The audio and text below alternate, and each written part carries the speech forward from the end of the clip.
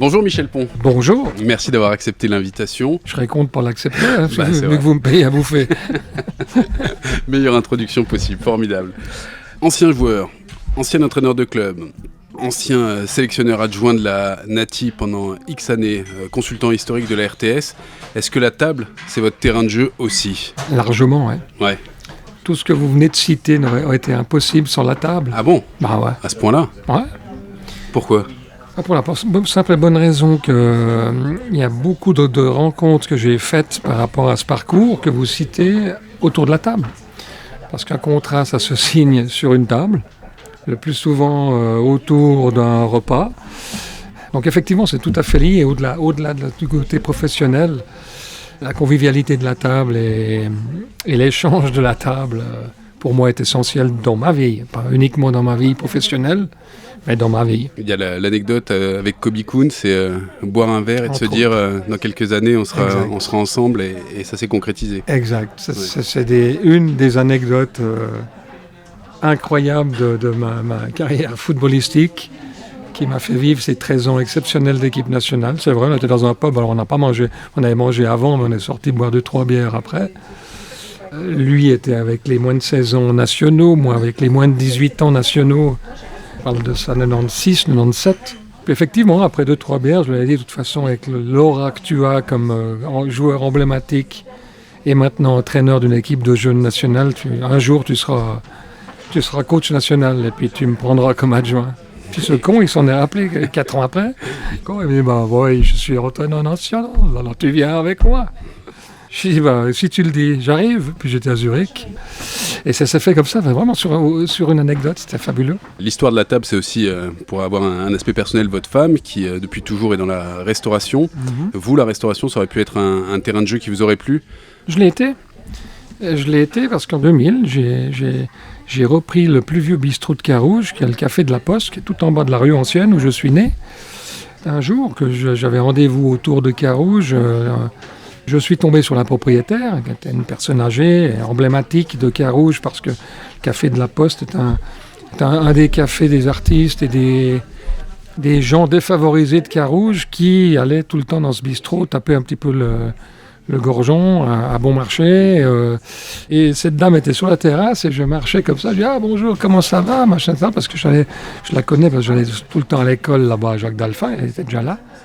Et puis, je suis fatigué, mais ouais, j'aimerais remettre, mais alors je peux pas remettre n'importe comment, n'importe qui, etc., etc.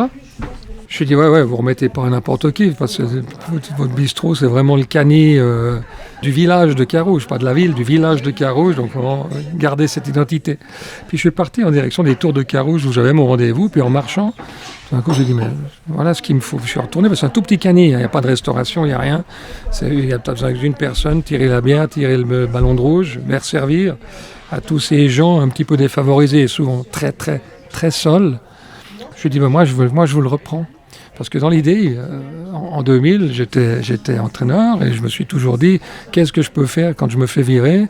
J'ai souvent eu penser l'idée de prendre un bar ou quelque chose, puis tout d'un coup, il y a eu ce truc-là, j'ai eu cette petite étincelle, je suis retourné, je lui ai dit, écoute, moi j'aimerais bien vous le reprendre. Ah bon, c'est non, vous plaisantez, blablabla. Hein.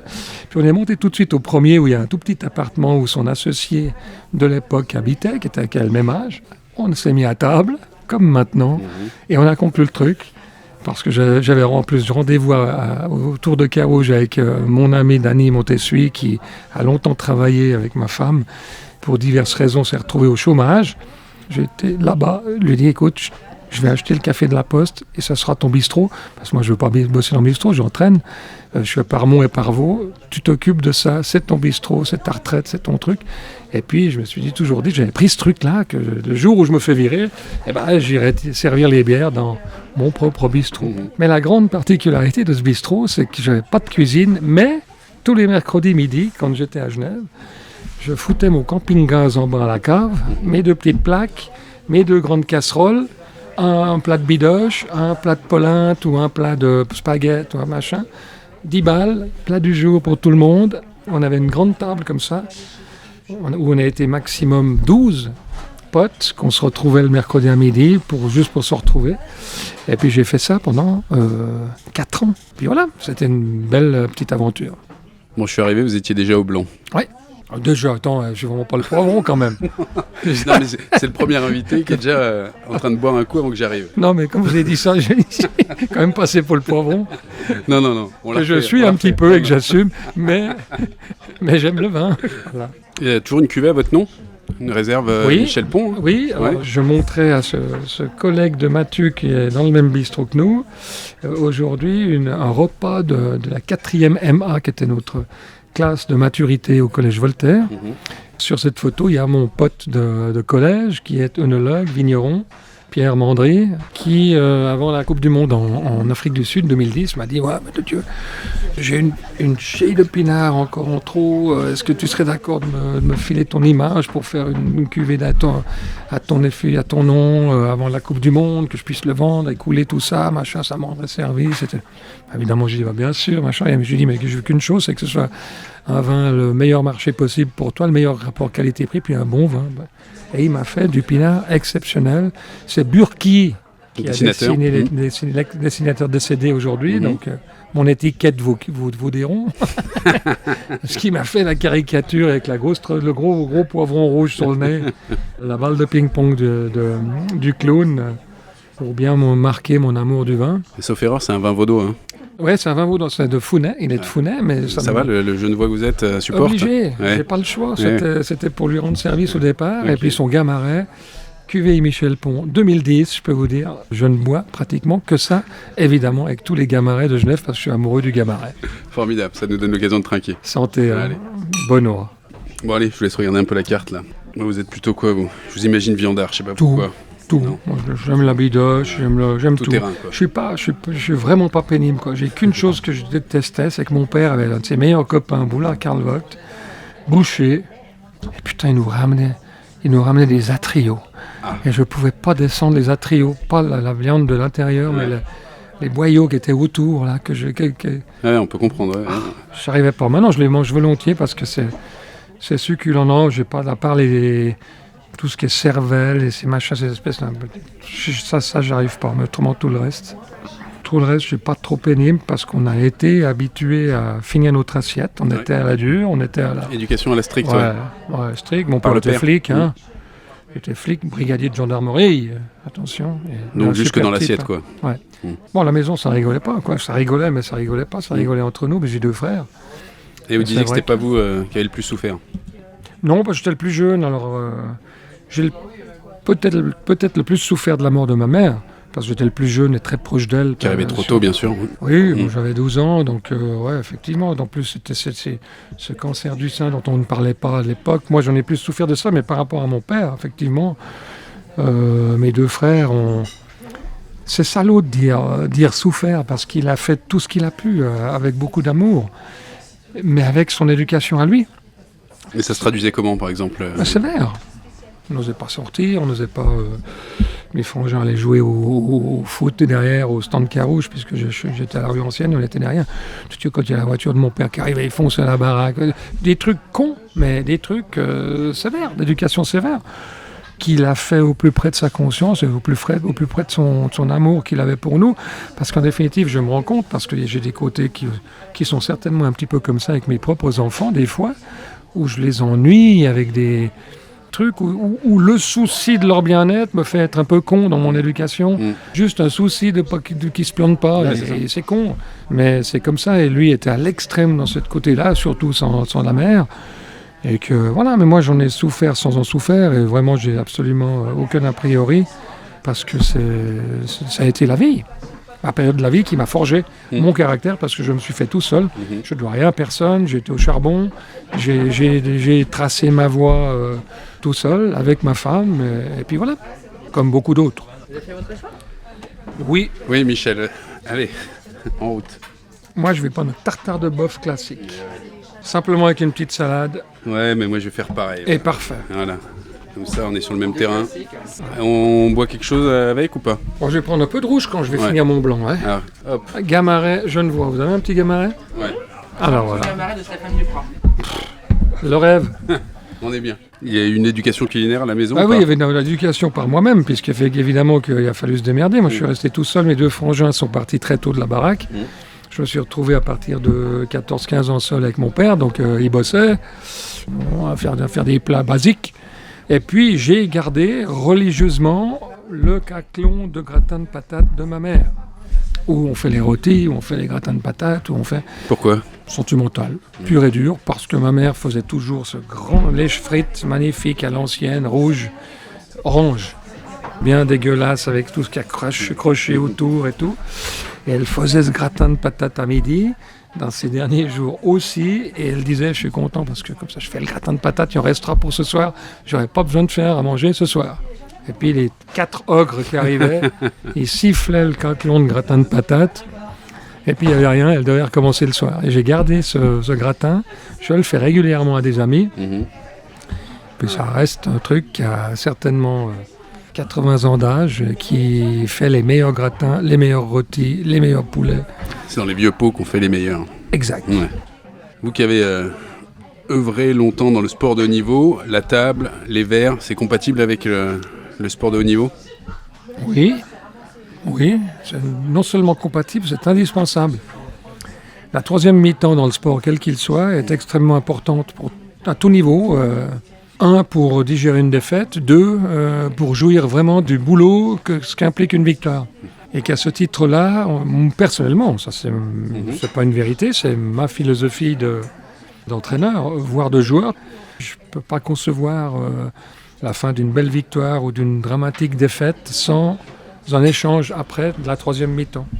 Parce que c'est là que tu mets les fondations d'un vrai état d'esprit, encore plus aujourd'hui qu'avant, avec tout ce qui entoure le sport. La troisième mi-temps est quelque chose qui fédère l'état d'esprit. Évidemment, avec l'ingrédient numéro 1, qui est la victoire, qui est le sucre, quel qu'elle soit. Je ne parle même pas du football, je parle du sport en général. Hein. Ouais. C'est un tel sacrifice, un tel investissement individuel, collectif, pour les sports collectifs, pour arriver à une victoire, surtout pour les aligner derrière et pour rester au sommet, que ça ne peut pas se faire sans l'état d'esprit juste. Et l'état d'esprit juste, il se fortifie et il se nourrit des troisièmes mi-temps, qui passe par la table, qui passe par une bonne bière, qui passe par un bon coup de rouge, qui passe par un bon petit whisky, qui passe par la jouissance de ce qui te permet de faire après l'effort. Alors un souvenir justement, pas forcément parce que c'est extrêmement marquant, qui restera à vie, c'est le match de barrage retour en Turquie, où on s'est fait laminer, où on s'est fait l'accueil était chaud, oppresser, on s'est fait... J'ai jamais pensé que j'aurais pu vivre ça avec l'équipe nationale, qui étaient des pratiques d'Allemagne de l'Est de l'époque, où on pouvait faire tout ce qu'on voulait, un petit peu n'importe comment, n'importe quoi. Dès la sortie de l'avion, on a été agressé d'une manière incroyable. Et ça a duré jusqu'à l'échauffement, le jour du match, 3 jours après, le mercredi, où tout était organisé pour nous mettre une telle pression à l'échauffement, où l'équipe de Turquie s'était échauffée dans le rond central, où chaque 3 minutes, il y a un joueur qui venait devant Tsouborbulair et s'échauffait pour mettre le feu au COP qui était derrière Tsouborbulair sans que personne n'intervienne. On s'est fait caillasser le bus, on s'est fait perdre nos bagages, j'ai fait le premier entraînement autour de la piscine de l'hôtel, parce qu'on n'avait pas d'affaires. On a puisé là-dedans pour être invincible, entre nous. Avec des tronches. Ça alimente l'énergie. Avec des Maniens, avec des Cabanas, avec d'Alexander Frey, avec des personnalités. Pour revenir à ta première question de la troisième mi-temps, comme on ne pouvait pas sortir de l'hôtel et qu'on n'était quasiment pas sorti de l'hôtel pendant 3 jours, à part pour être accompagné par quelques gendarmes pour aller à l'entraînement et revenir. Après les 2h30 qu'on avait dû s'enfermer dans le vestiaire avant de partir, on est arrivé à l'hôtel très tard, on a mangé, on a fini à 7h du matin dans l'hôtel pour la troisième mi-temps.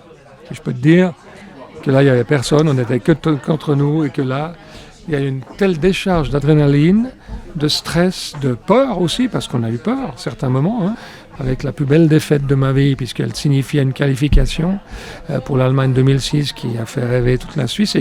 Et que voilà, ça c'est la troisième mi-temps exceptionnelle, j'ai envie de dire, qui a été fédératrice d'un état d'esprit dans cette équipe absolument incroyable, qui a dépassé tout ce que j'ai pu vivre à côté.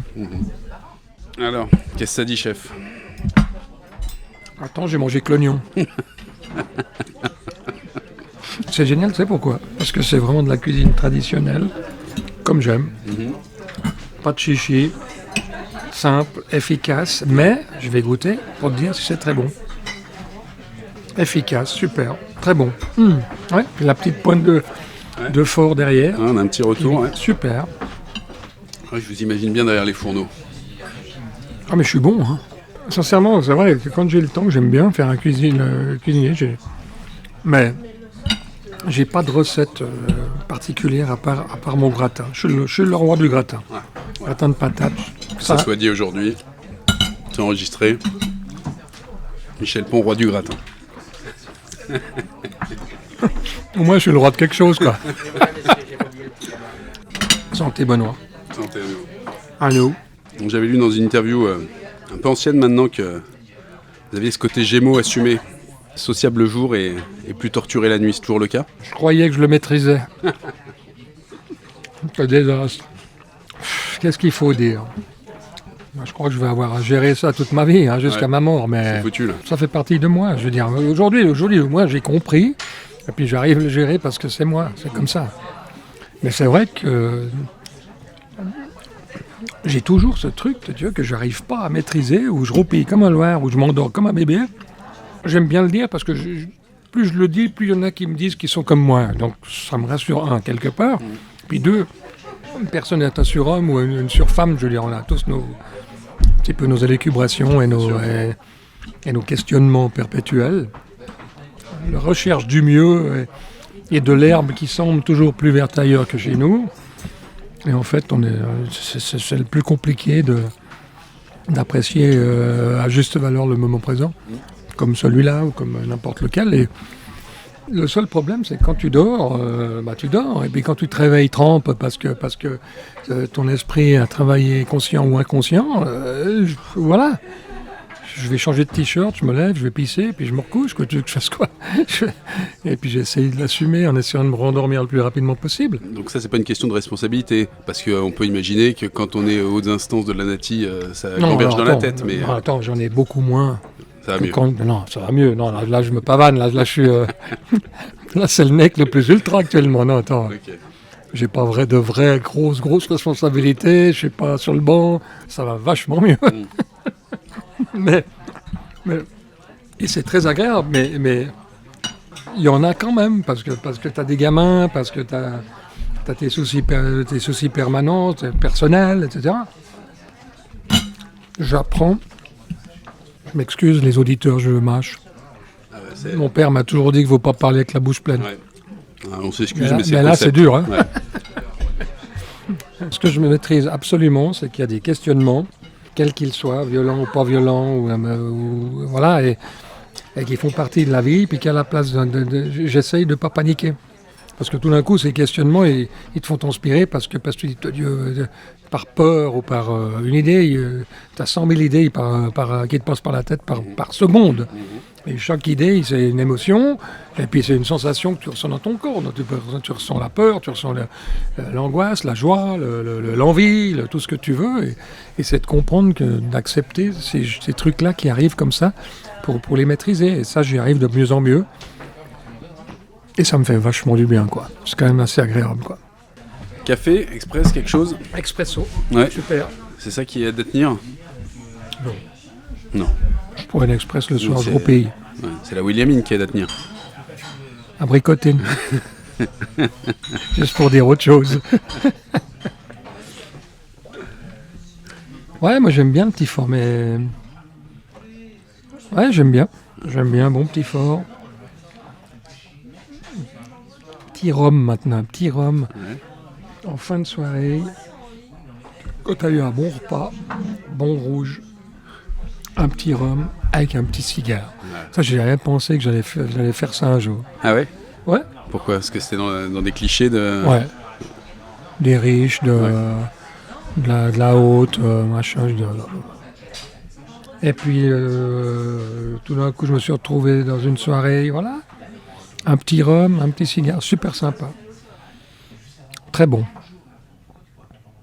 Mais il faut qu'il y ait des ingrédients. Hein. C'est quoi les ingrédients? Justement, une belle soirée, ah ouais, faut un bon préalable, repas. les préliminaires. Il faut exactement les préliminaires, comme dans l'autre côté. Là, Non, c'est vrai, c'est toujours agréable. Bon, on ne peut pas terminer cet entretien sans poser la question de Michel Pon, entraîneur d'une équipe de foot un jour. C'est question d'opportunité, question d'envie, question de quoi? Opportunité. Bien sûr. Mais opportunité, pas opportunité de vouloir absolument le faire. J'ai pas d'objectif d'entraîner une équipe. Zéro. C'est que des... J'ai tout le temps eu des coups de cœur surtout avec des personnes et des moments où ça n'a jamais forcément été de soi, mais ça a quand même souvent été le départ des coups de cœur avec des personnes. Je fonctionne au feeling. J'ai très vite le feeling avec quelqu'un ou pas avec quelqu'un, sans renier la personne, chacun est différent, mais pour une vraie collaboration et un vrai échange, une vraie construction, il faut qu'il y ait quelque chose, un courant qui se passe. Donc, impossible de répondre à ta question parce que j'ai pas d'objectif aujourd'hui de reprendre par reprendre. Je te dis, il y a ce prêt du stand, il y a Servette qui doit se maintenir en Liga, les jeunes qui doivent continuer à progresser, à frapper fort à la porte de la première équipe. Il y a le foot genevois qui doit continuer à travers Genève Éducation Football à se développer, à faire preuve d'une belle entente qu'il y a maintenant. Voilà, il y a à faire, au-delà du fait que j'ai l'âge qui avance quand même, hein, et puis voilà. Et si je vous laisse carte blanche, c'est quoi l'envie ultime? C'est des racines à Carouge, c'est Servette, c'est un club hors de Suisse? J'ai pas de... Non, mais je suis vraiment le rêve, là j'ai ouvert toutes les portes, là, hein. Le rêve. Mais c'est dur parce que je peux pas... je rêve pas. C'est vrai, je fais des rêves, mais c'est des rêves à la con. Donc, je rêve de rien, j'ai envie d'être bien. Aujourd'hui, je suis bien avec toi, je suis bien avec... quand je bouffe avec Didier Fischer, je suis bien. Quand je bouffe avec ma femme, je suis bien. Avec mes enfants, encore mieux. J'ai envie d'être bien, puis Allez, de laisser venir ce qui doit venir à moi sans forcément chercher midi à 14h. C'est ça mon but. J'ai pas envie de forcer des portes. J'ai encore une fois aucune ambition à forcer des portes. J'ai plus envie d'aider que de miser sur un truc, un projet incroyable qui me tendrait les bras. Je ne suis pas dans cette dynamique-là, du tout.